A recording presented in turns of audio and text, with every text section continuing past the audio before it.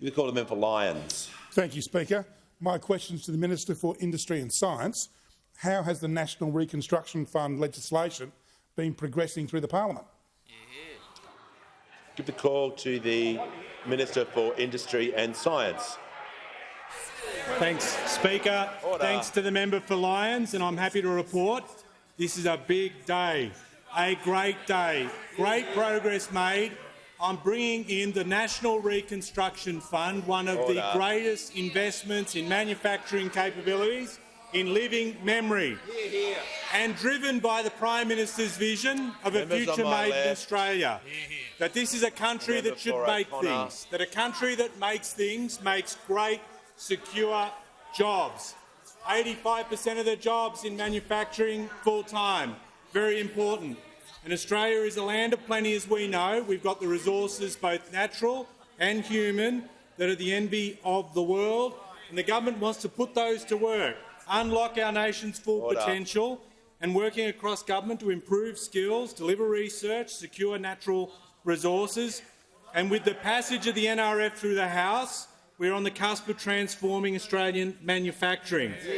Something to be proud of, something that people here are very proud of and willing to fight for, something that those on the crossbench believe in and recognise this is something worth fighting for.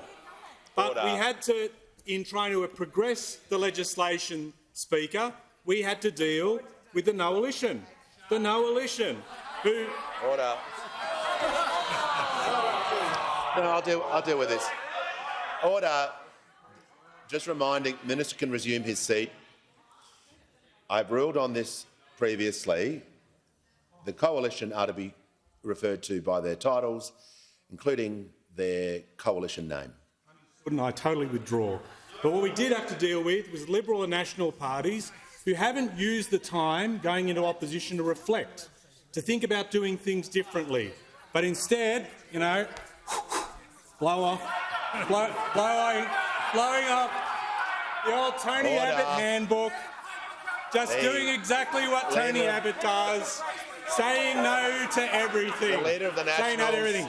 And can I just say, on behalf of an anxious nation, Leader of the Opposition, please don't become this generation's Tony Abbott.